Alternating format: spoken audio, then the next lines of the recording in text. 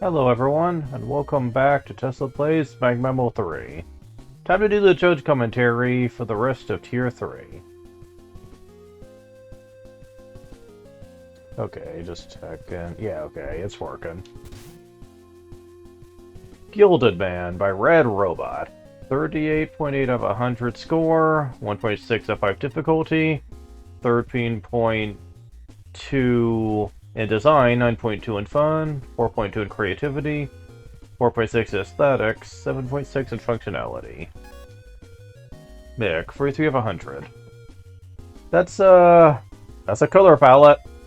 White blank. Biggest issue with Guildman is that it's absolutely garish. Isn't that kind of the point? Hard to make bright colors, not enough darks to go with it. Things are visible. Needs to sound like there's a contrast. But seriously, nice and darks, please. My eyes will thank you profusely. Oh, come on, you know what it's referencing, right? Tandem colors, Gilded Man seems like an attempt to make, yeah, King Knight's level into a Megman level. It's definitely heavily inspired by King Knight, considering the chandeliers, the music choice, the boss design. Does it work? Not in this case. I think it does. Enemy counters are functional, but there's no real variety, so they get dull fast. Doesn't help that the enemy set itself is rather dull. Kelly's, Matt's, Joe's, and Big Eye. The only one that isn't common is Top Fiend. He's still not that uncommon an enemy. You could make the same argument about King Knight, though. Like, it's not like they threw a whole bunch of different enemies into the mix. Not too many. Like, I think I remember the mini-boss being the most distinct, but a lot of the same enemies you saw in the various rooms. I wouldn't exactly call variety King Knight's strong suit.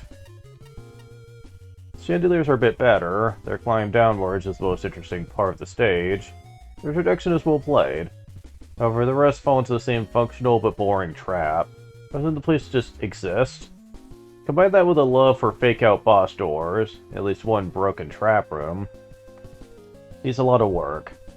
It's an okay start, if nothing else. Did appreciate that Gilded Man actually showed up at the end. Shinryu, 18 out of 100. Given the music choice, among a few other things, get the feeling the stage was meant to emulate some aspects of Pridemore Key from Shovel Knight. If that's not the case, it doesn't change just how lacking this level feels. Man, nobody seemed to like this one. Let's start with the most obvious biggest problem here. The visuals are really rough on the eyes. It's just because the tiles, and Gilded Man himself, aren't exactly the highest quality in terms of sprite work. Rather, it's mostly due to the color choices. Really, everything is way too bright, with the only exception being the purple sky. Even then, I necessarily wouldn't call it good looking. Not even the enemies are safe from this. Some of them have gone a similar, overly vibrant coat of paint. They're instead wanting to recolor the enemies to have them fit better with the stage's theme. You really use to pick out your colors carefully and make sure they're not clashing or too hard on the eyes. I didn't really have that problem, to be honest. Are the judges just really sensitive to bright colors? Because I played through it just fine. And I wear glasses. Aside from the aesthetic issues, there's almost nothing else I can really say about this stage. The room layouts and platforming challenges are all incredibly basic, with little to no challenge involved, making for a pretty bland experience overall. Honestly, there's only two major things I can think of that are worth bringing up. First is the fact that the music doesn't loop properly, which goes for both the stage and the boss themes. The other is a far more glaring issue, involving that one bonus room with a sign that tells you not to touch the items. What bonus room? Oh! Regardless of whether or not you take the items, there's no transition that lets you go back to the previous screen. Your only way to get out of that room is to throw yourself into the pit below. Fortunately, this is probably the most memorable thing about the stage. There's the overly bright color palette, of course. Oh wait, never mind. I'm thinking of the previous stage. What bonus room? I don't know. I guess I'll have to see what that's like off screen. Oops. Patchy, 46 of 100. Oh no! I guess Patchy didn't like the bright colors either. Kingman, no, with 100% fewer chess references. Was there a Kingman? Well, I know there's a character called King, but... Well, this is a weird one. Guess the theme here is that if King Knight was a Mega Man Robot Master instead? Or the joke here is that it's supposed to be a bootleg King Knight? There are definitely similar elements used here. The falling chandeliers, for example. Tile set resemblances. Most obvious, the music choices. The visuals could have been done better. A lot of sharp and flat colors being used. Yellow especially can be pretty eye-piercing. Am I like the only person that didn't have issues with that? Enemy rescans are mostly a change in colors. None of them immediately made me realize what they were representing. The original King Knight stage either. The architecture is a little weird. Many weird openings throughout the stage that don't really lead anywhere, or sometimes even lock you out of the exit, because you forgot to put a two-way screen transition object. Ooh, that's bad. Music is also a bit crusty, inconsistent in volume between the stage and the boss music. Almost like they were taken from separate YouTube videos?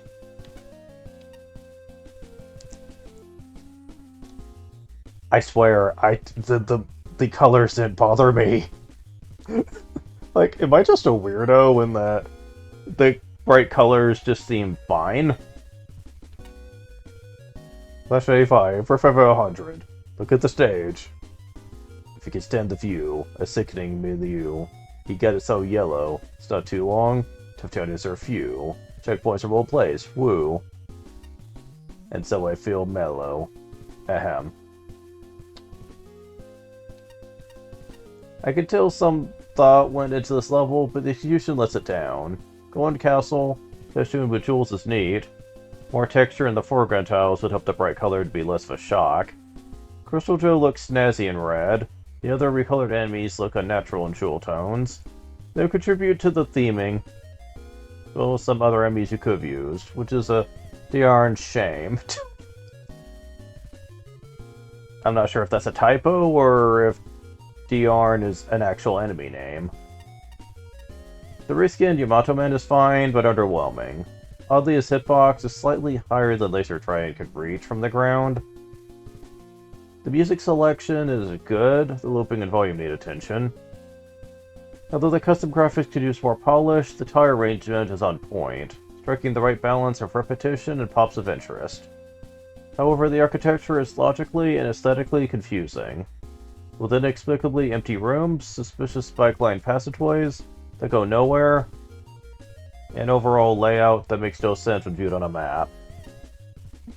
Through transitions are rampantly unsafe, leading to instant death if you enter from the wrong angle, or attempt to backtrack. Makes the chandelier introduction especially rough. Unlabeled telespawners and a couple of deceptively low ceilings contribute to unwelcome surprises, being the most dangerous part of the level. I'd like to see more combinations, tellies with our enemies, or top solids with anything really. Currently they can be replaced with regular solid blocks, and you barely know the difference. The upper limit of difficulty increases as the level progresses. The lower limit stays constant because of solo enemy challenges. That said, there's enough variation that nothing gets too stale. And Ace Mark for 2 of 100. While not being a particularly good level, the stage does have a certain charm, cohesion, and atmosphere. However, the enemy selection is very safe and generic, and enemies are never used in a creative or novel way. Plus, there are 2 types of Joes! 2! Come on, just one of those types of guys breaks the flow of stages. There's also very little challenge in the stage, so it starts and stays easy throughout. There are a lot of little bits of the architecture in the level that do not seem to make sense. The holes in the floor and walls with spikes blocking the way. To a couple of instances where your gimmick cannot be interacted with, or the player does not need to use a platform at all. There's also way too many areas that look like they should hold secrets, but don't. Speaking of secrets, there's also a broken transition as a secret room. Player is forced to suicide to get out. Fortunately, the stage is very generous with checkpoints, so this does not affect you too much. Honestly, the graphics look amateurish. Creating NES-style graphics, you need to be referencing other tile sets. As is, the level tile set is very undetailed. The way it's used does show some thought behind the tiling. The lack of the detail means the majority of the level is a single bright block color. Kind of an eyesore.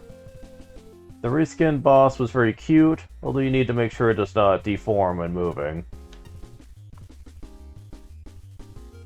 So, yeah, I definitely had a different experience than most of the judges did.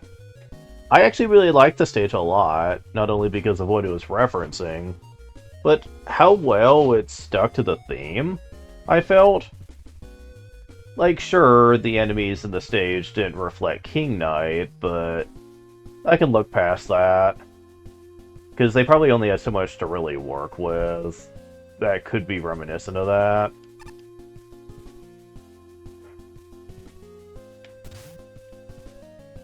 But we have 144th place, Fruit Forest. 39 out of 100 score, 1.6 F5 difficulty, 16.8 in design, 11.6 in fun, 6.8 in creativity, 7.0 in aesthetics, 9.8 in functionality. Mick, 48 out of 100. As a whole, this is an inoffensive level. It's a decent enemy set that, barring Fujin, feels thematically appropriate. Even then, Fujin gets some good use, including the odd challenge I genuinely enjoyed. On the other end, Uranus rollers make a good gimmick throughout.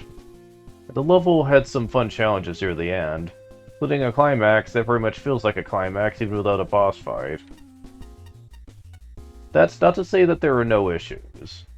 In fact, outside of a few moments, most of the design is completely unmemorable. Even the good parts, and when it stands out, it's not always for the best reason.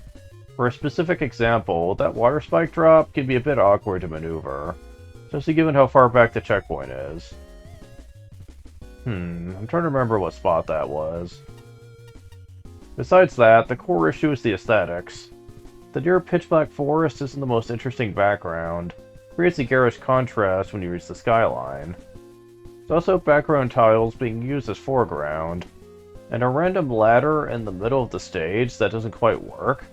Other than that, the stage, it's unmemorable. I've seen better, but I've also seen worse. It's got unique elements, at least, which made it more entertaining than most unmemorable experiences. Shinryu, 32 out of 100. Honestly, I really wish Citrus Man had been actual boss here, rather than just an NPC. Certainly would have breathed more life into the stage, that's for sure. There really isn't much to this level when you get right down to it. General idea is certainly there when it comes to the platforming challenges, but they end up being incredibly easy throughout almost the entire stage. The only part they actually found to be somewhat challenging was near the end, where you need to drop off a rotating platform while maneuvering into a gap or on some spikes. It would have really helped the stage to have a steadier difficulty curve, with segments like that, along with a few more gimmicks to complement the rotating platforms. A larger enemy variety would have also helped, since there's only about 3, only one of which was actually fruit-based, and while I won't talk to level for some that silly, I don't think it would hurt to have thematically appropriate enemies. Like I said, the general idea is there as far as theming and platforming goes, but it needs a lot more in order to stand out. Oops, wrong button. Patchy, 59 out of 100. A corny Rock Band 7 stage entry text? Nah, don't feel like it.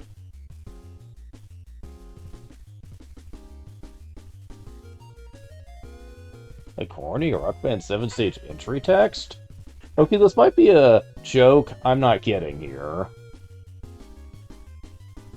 Wonder what that's referring to.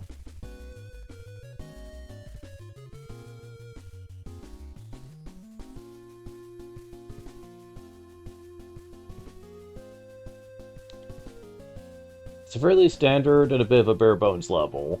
Some of the reskins of the enemies are cute, made to look like fruits to fit with the namesake.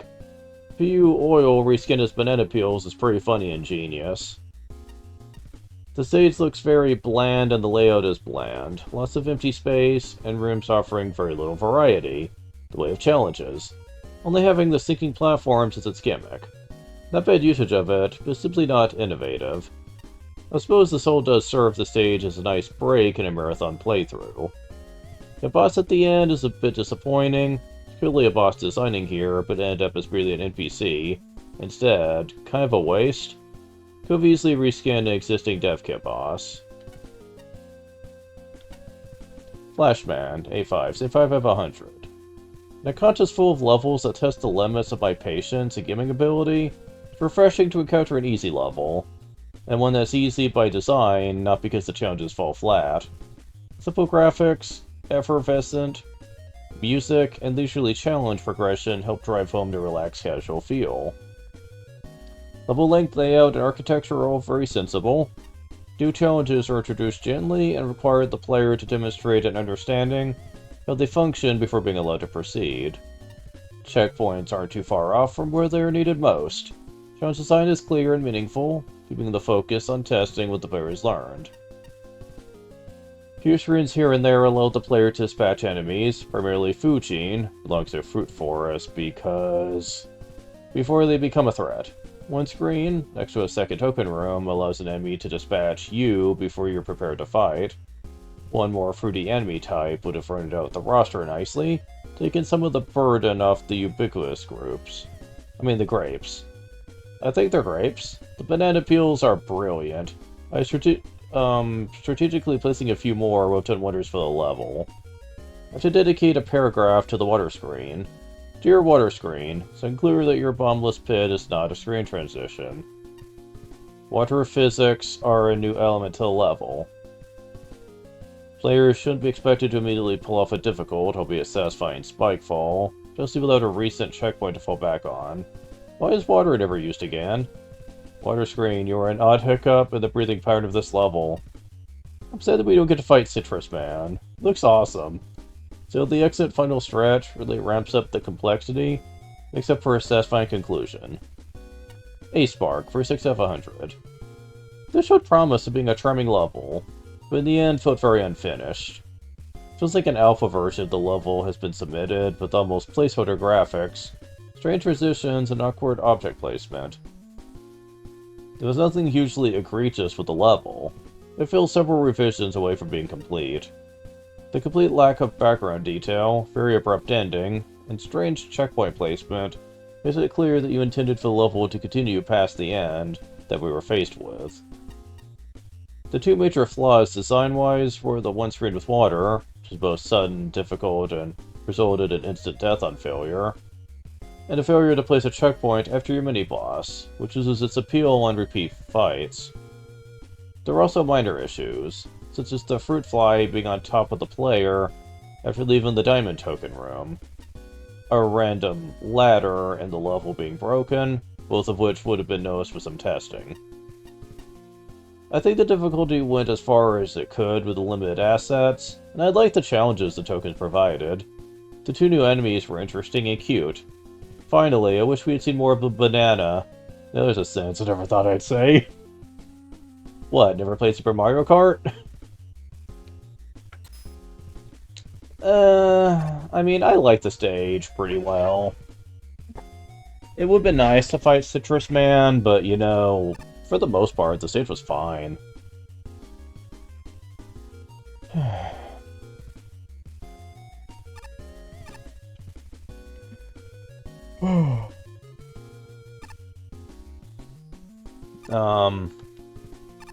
But yeah, we have this next stage.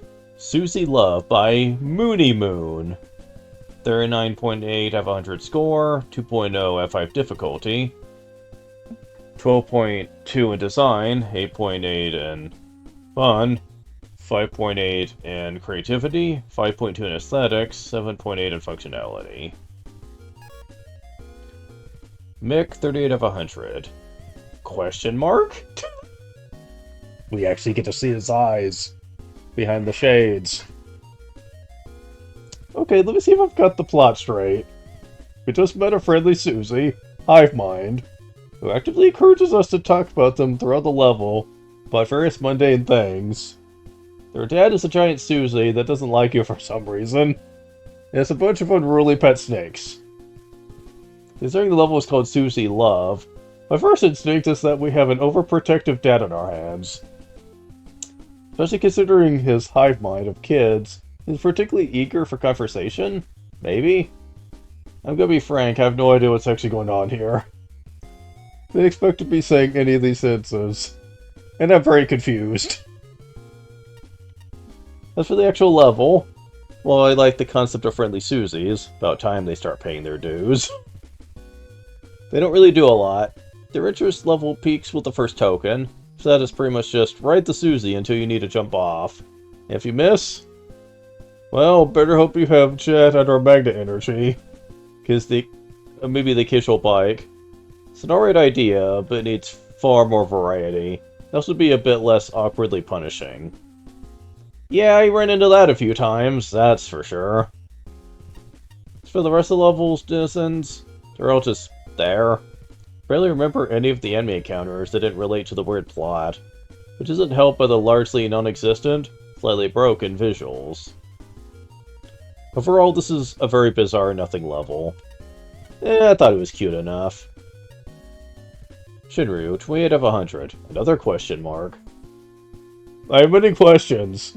None of which I'm sure have straight answers. In all seriousness, this level's just odd. To the point where I'm a little unsure on what to make of it. The whole idea of using Susies as platforms is an interesting idea at first glance. There's only so much you can do with what's essentially a small, fast platform that can only move from side to side, since the up and down variant would likely crush you more often than not. That said, they still probably could have worked with a few supporting gimmicks. The dust blocks in particular had the potential to make things more interesting, but they're only used once the whole stage.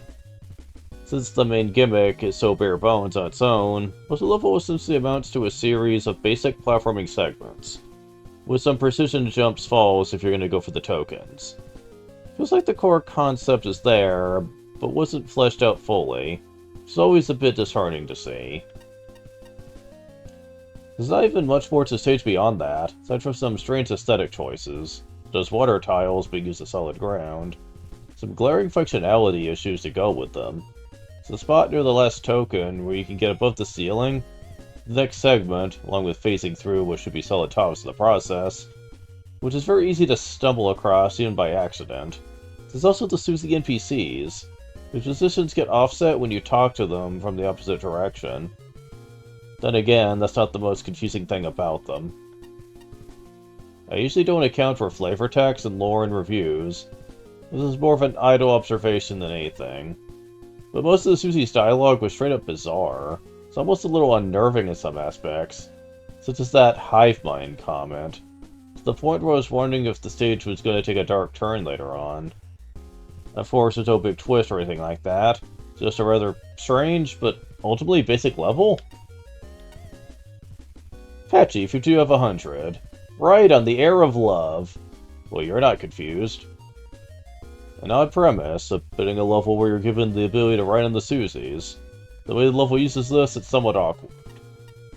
With how fast the Susies move, and how you're stuck with a one-tile platform throughout the ride, it doesn't really allow for a whole lot of complexity and variety.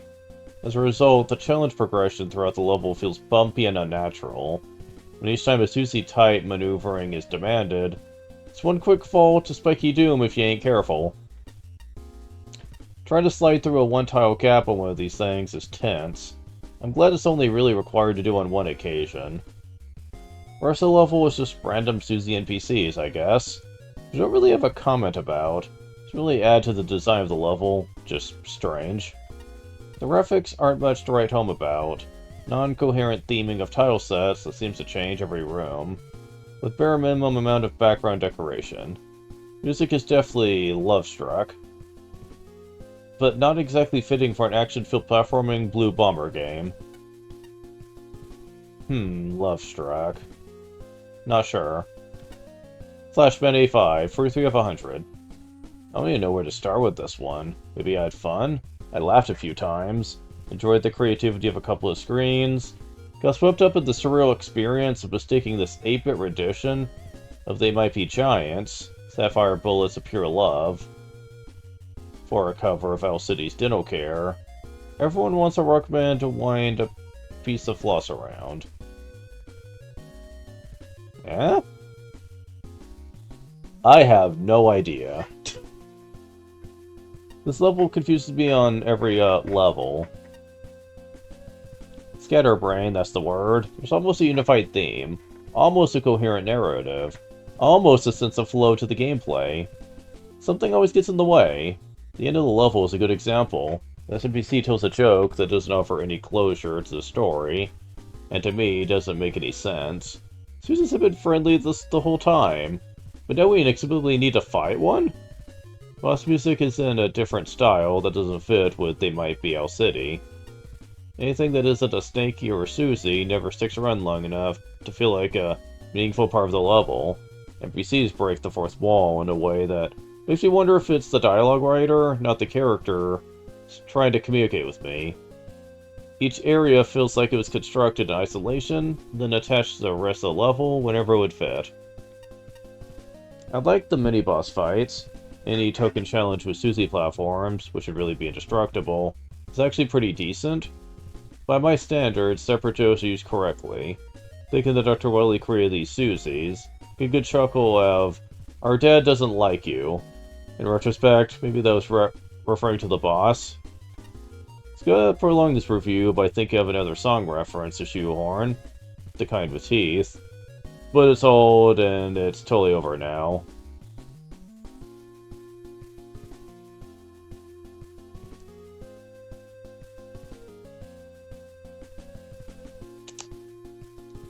I think I know the song he was gonna reference. I think the level was A Spark, 38 of 100. This level is best exemplified by the introduction of the main gimmick to the level, the titular Susies. It is barely functional, somewhat confusing, feeling just plain wrong with a smidge of random, instant death out of nowhere. Susies seem to get stuck on invisible blocks, warp around the room, and can inexplicably crush the player. That never happened to me. In certain rooms, they can permanently despawn, leaving the player stranded, forcing suicide. Or you could just use utilities. Further hampering things is the unfinished nature of the graphics and tile work. This means that conveyance is non-existent, including moments where the player has multiple paths but does not know where to go.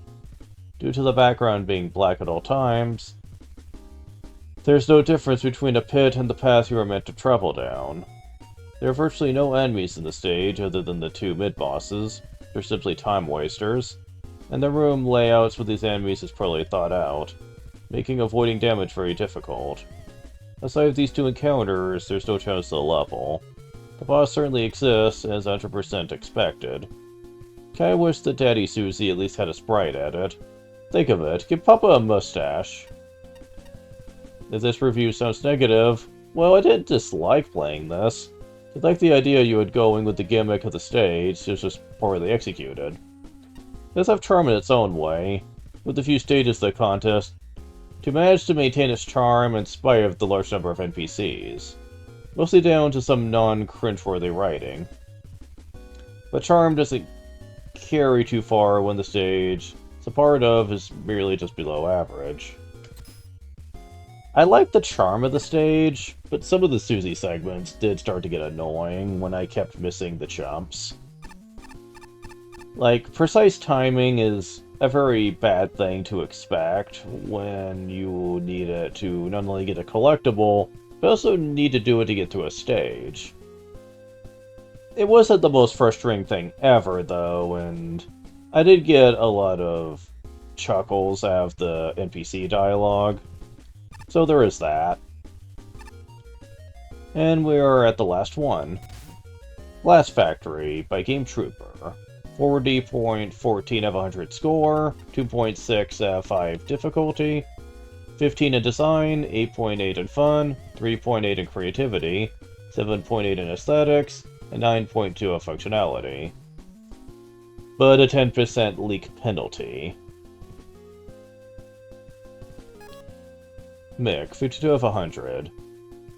On the subject of Glass Factory itself, there's not a whole lot to say. Grabs a decent selection of assets, and applies them in ways that are functionally fair, even if they aren't amazing. A few of the chill block rooms stood out as being interesting. such as the Crystal Joe Tower and the drop into the Sunset Room. However, as much as Shield Attacker tries, he isn't interesting by himself. For that matter, the vast majority of the level felt boring beyond the aforementioned setups. Some interesting concepts aside, this feels like a standard ice level without much to it. So it's just sort of there. Also, the classy Glass Man is a complete pushover. Ignore that. The classy Glass Man is a complete pushover. Bulky Glass Man is far superior. Yeah, he really is. What's more important is Volcanic Furnace. Sigh. I get the feeling you didn't read the rule about keeping yourself unanimous when making that quiz. Because between the quiz relying on knowledge of who made the level, and the reappearance of a MaGMML 2 entry, it's impossible to not know who made this. You know, if you played MaGMML 2. For those that haven't, well, I mean, then obviously they wouldn't. But I'm gonna assume that a lot of people are playing this game after playing the other two games, as well as some of the other ones. So, yeah. At any rate, Volcanic Furnace seems improved from MaGMML 2. Gust Lifts still have issues with desyncing, but the tile set is significantly better looking. The level is a lot more focused. It also has a much more interesting boss fight than Glassman. And just more interesting setups than Glass Factory in general. Ultimately enjoyed the revamp, although I wish you had tried to do it more discreetly. That may very well have led to a worse placement than the last contest, which is a bit of a shame. I don't really see the point, you know, being discredited for that, because quite frankly, what was he supposed to do? Just not put in Volcanic Furnace? That'd be the only way around that, unfortunately. And honestly, I think the stage would have been dull without it. So, I don't know. To me, it's not a big deal, but I guess to them it is. Because, for all practical purposes, I don't really care if you know who or what, you know, like, has made a stage before or whatever. I don't care myself. Like, it doesn't matter to me. I just care if the stage is good, ultimately. I just care if the stage is good. I don't care about the behind the scenes of how it happens. So, Shinryu, 32 of 100. To quote Pyro from the previous contest, "Gee, I wonder who made this level. I can't tell." At least you're trying to be jokey about it. Putting aside the obvious for now, there's not really a whole lot to say about the main stage itself. Enemies and gimmicks are introduced well enough, but nothing meaningful is ever done with them afterwards. Their placements are very basic and offer little to no challenge. Like nearly every screen feel like an afterthought. There are two exceptions to this. The vertical room with Crystal Joes on both sides is one of them, and there's the ice block room, Crystal Joe to the left, plus a shield attacker floating above. Both these parts actually forced me to pay attention to what was happening on screen, opposed to just mindlessly going through enemies and occasionally stopping for a crystal generator. It makes me wish the rest of the level was just as engaging. This especially applies to the boss, who I'd honestly rank close to Toadman for how stunningly easy he is. Of course, this is all just in relation to the main level. As far as the secondary path goes, I don't think I really need to go into detail on why including it was a bad idea. It would be a better move to repurpose the concepts found here, use them for the main level, as the enemies and gimmicks tend to complement each other a bit more. It's not that much more difficult than the main stage, but it's certainly more engaging. Aside from that final stretch with the flame geysers and guts lifts, I'd say it's a decent improvement over his previous version. With that being said, however, I can't exactly ignore the fact that it's a rehash of a MaGMML 2 stage. It doesn't make up for the main stage as a whole, nor does the other end boss. It's not quite as bad as not MaGMML 1 Glassman, but this fight is still incredibly easy for how simplistic his pattern is. Overall, I think the time and effort that went into sprucing up Volcanic Furnace 2.0 could have been better spent on the main stage. I disagree. A lot.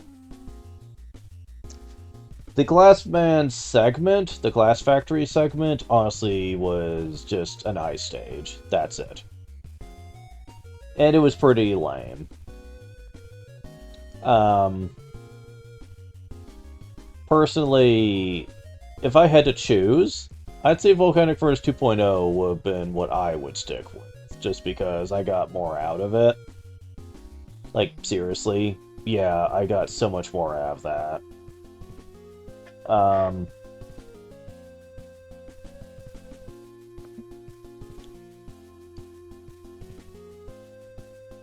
I mean, I would have spruced up the Volcanic Furnace stage even more than doing the Glass Factory segment. Patchy, if you do have 100, oh dear. Instead of a man, it's a factory. Oh no. This is another one of those levels that really got to her.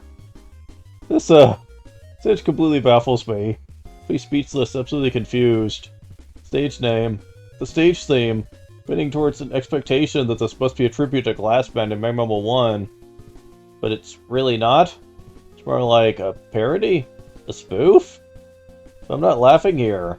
At points, it feels like it's trying to insult the original entry, which I hope is not the intention.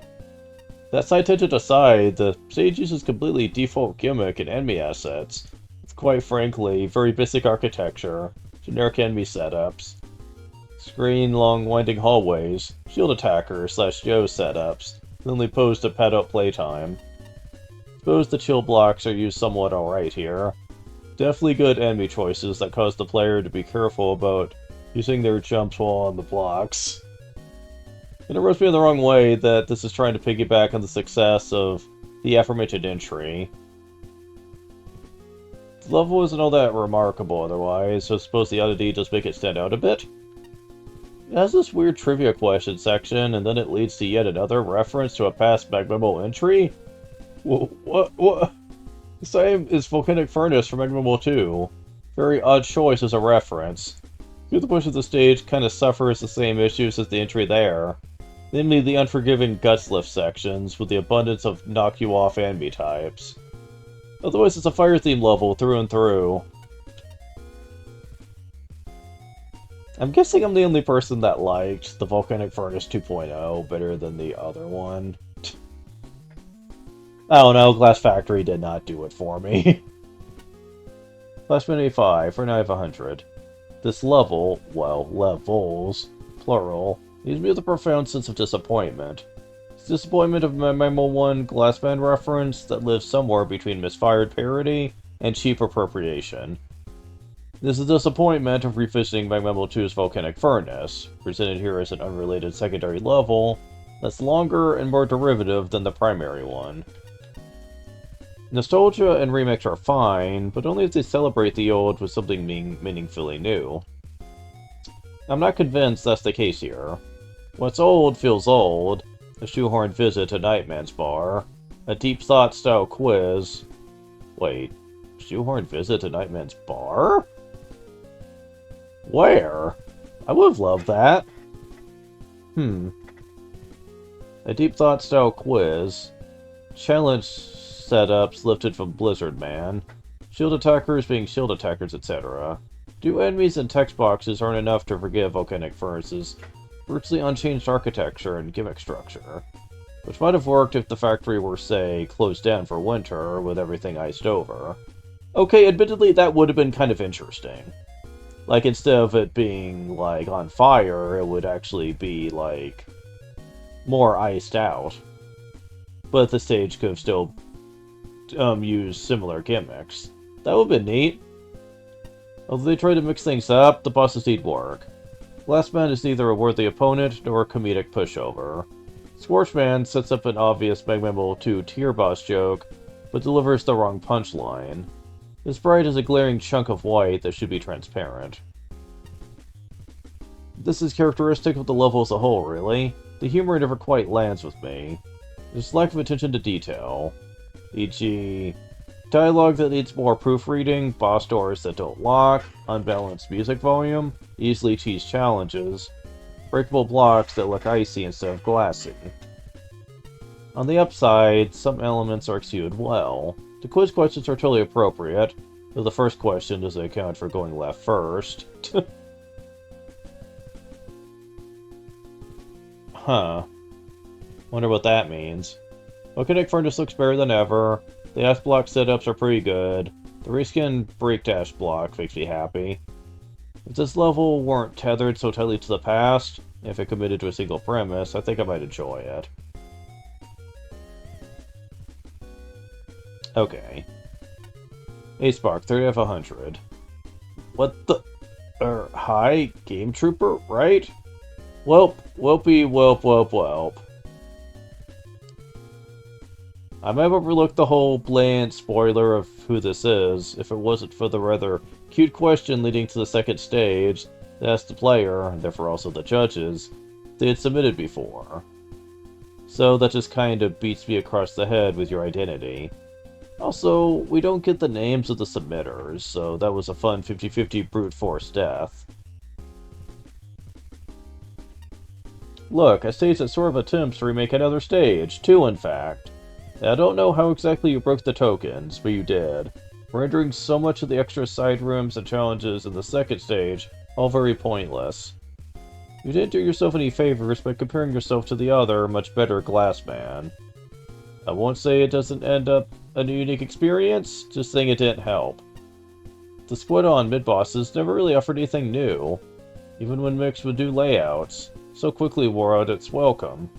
But the biggest offender here was Crystal Joe.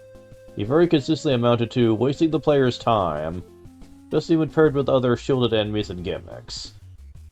Yeah, that was a little obnoxious. In the first half of the stage, shield attackers also fell into this trap.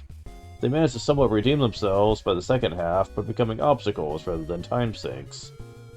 The Chillman blocks were used reasonably fine, nothing really noteworthy. And some screens look awfully familiar. I will note that the chute to make a stairway room was rather annoying when you need to utilize the accessibility buster options. Doesn't really impact the score, just sometimes something to note. End up having to rely on weapon swapping to get through here. Then there's a second half.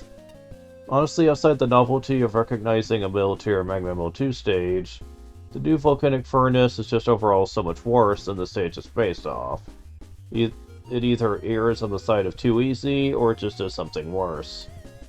There's not a lot to say here without repeating my previous review of Volcanic Furnace, so let's reference the original review and remove the reference to the Bombman enemies.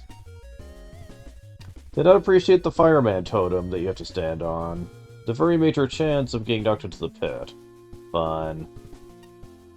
Let's end off on the 2 new bosses. Your Glassman sucks. He just sucks. Sorry to be this harsh, but if you were going to use Crashman as a base, which is perfectly fine, several bosses have done so in both this game and MaGMML 2, come up with reasonable robot master fights. This is so pathetically easy that it almost defeats the point. The Fireman? Scorchman? Birdie guy dude, man, whatever. The second path, he's better. It looks goofy as sin with the edited sprite and walking on thin air, which I'll assume is a reference to something I'm not familiar with. He'd put up a reasonable fight if it weren't for the rather obvious safe spot. With some more tweaking to the AI, this could have been a decent finisher. So, like I said before, the Volcanic Furnace segment was definitely the stage that got more input from me. The Glassman segment was, not good. It was basically like Blizzardman and Chillman stage if you tried to combine the two. And honestly, I just didn't care about it. Like, it just felt like it was kind of just there. A very there stage. Volcanic Furnace 2.0 at least got some enjoyment from some of the platforming. Although I did cheese a couple of them with Rush Jet, but still. And here is Patchy's stage up here. Amazing. 10 out of 10. Loved it. Totally not biased.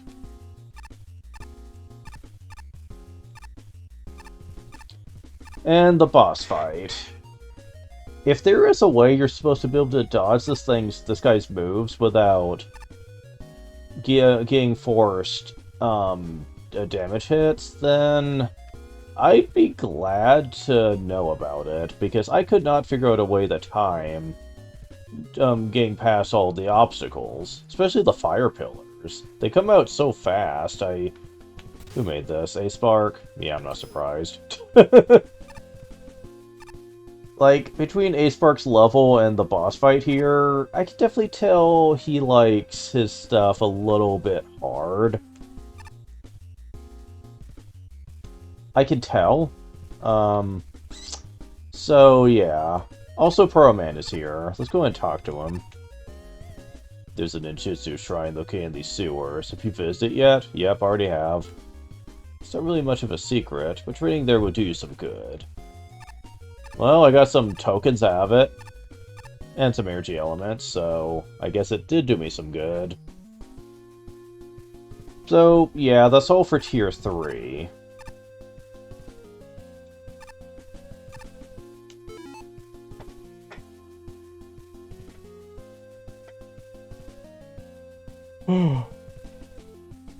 Excuse me.